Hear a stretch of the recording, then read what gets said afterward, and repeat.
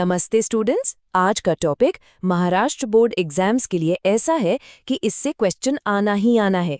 इस एक्सप्लेनर के एंड तक आप न सिर्फ हर कॉन्सेप्ट आराम से समझ जाएंगे, बल्कि एग्जाम में सही आंसर कैसे लिखना है वो भी सीख जाएंगे।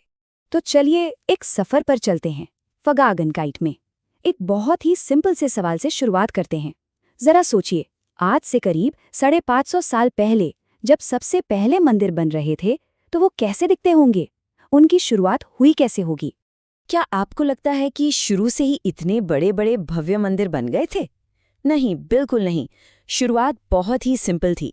बस इमेजिन कीजिए एक छोटा सा कमरा, ठीक है, जहां भगवान की मूर्ति रखी है और उसके ठीक बाहर 4 पिलर्स पर टिका हुआ एक छोटा सा बरामदा। बस इतना ही था मंदिर का सबसे पहला फॉर्म।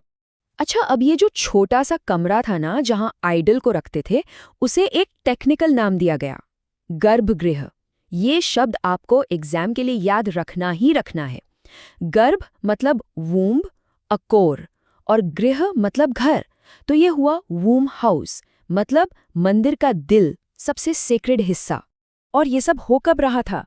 ये टाइम था गुप्ता पीरियड का, एक ऐसा दौर जब भारत में आर्ट एंड आर्किटेक्चर, आप कह सकते हैं, अपने पीक पर पहुंच रहा था। और यहीं से इंडियन टेम्पल आर्किटेक्चर की फॉर्मल शुरुआत हुई। लेकिन फिर बनाने वालों ने सोचा होगा, इस मंदिर को थोड़ा और ऊंचा कैसे बनाएं?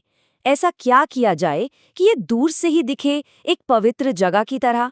और बस यहीं से एवोल्यूशन का नेक्स्ट स्टेज शुरू हो गया।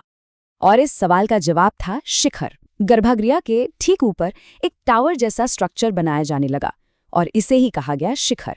इसी शिखर की वजह से मंदिरों को वो हाइट मिली, वो पहचान मिली जो आज हम देखते हैं। अब इंटरेस्टिंग बात यह है कि इंडिया के अलग अलग पार्ट्स में शिखर बनाने का स्टाइल भी अलग अलग था। नॉर्थ इंडिया में, जिसे हम कहते हैं नागारा स्टाइल, वहाँ शिखर कर्व्ड होता था, जैसे किसी पहाड़ की चोटी। और वहीं साउथ इंडिया में, जिसे द्रविड़ स्टाइल कहते हैं, वहाँ शिखर एक स्टेप्ड पिरामिड जैसा होता था, मतलब एक के ऊपर एक फ्लोर बनाकर।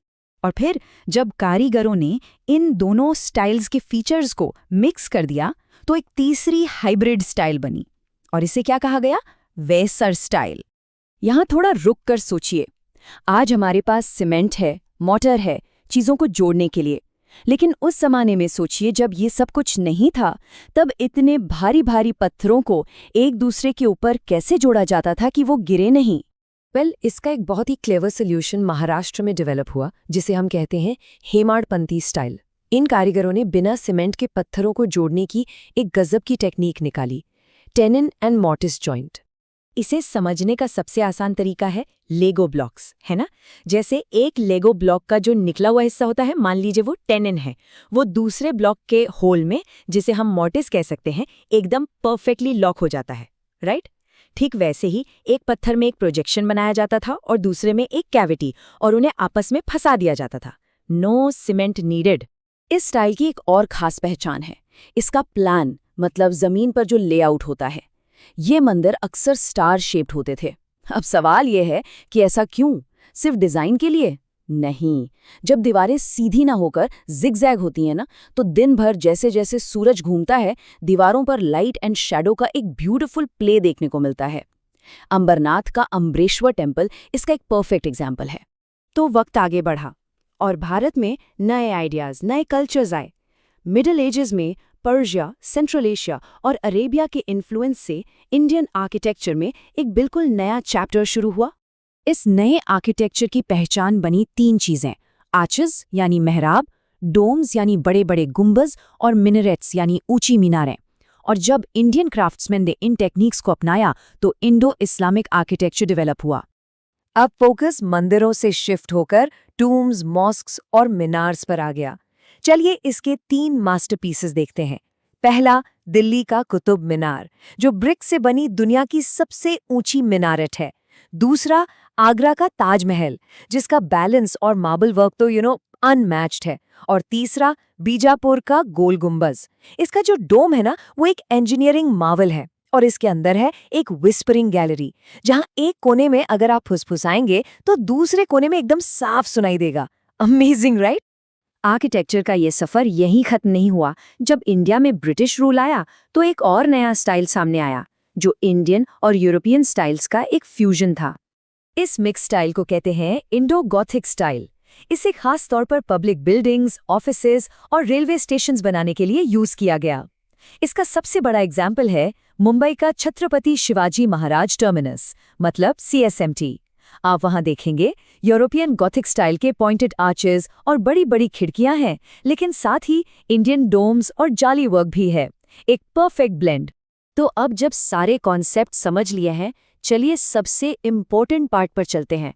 एग्जाम में टेक्निकल लैंग्वेज में परफेक्ट आंसर कैसे लिखना है। अब जो मैं बता रहा हूं उस पर बहुत ध्यान दीजिएगा।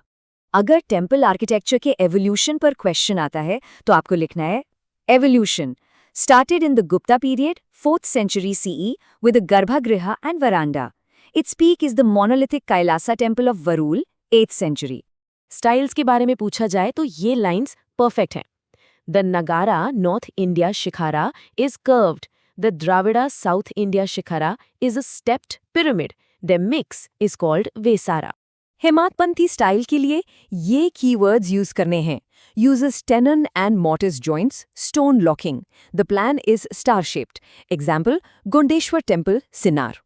इंडो इस्लामिक आर्किटेक्चर के लिए ये पॉइंट्स काफी हैं। Key features are arches, domes and minarets. Examples, Taj Mahal, Gol Gumbaz. और फाइनली इंडो गॉथिक स्टाइल के लिए ये सेंटेंस लिखना है। Developed during British rule, it is a blend of Indian and Victorian Gothic styles used for public buildings like CSMT. तो देखा, एक simple से गर्भगृह से लेकर ग्रैंड CSMT तक इंडियन आर्किटेक्चर असल में एवोल्यूशन, एडिशन और फ्यूजन की एक इनक्रेडिबल कहानी है। अगर ये डिस्कशन आपके लिए यूजफुल था तो प्लीज़ इस वीडियो को लाइक करें। कोई भी डाउट हो तो कमेंट्स में ज़रूर पूछें और महाराष्ट्र बोर्ड के ऐसे ही और कंटेंट के लिए सब्सक्राइब करें।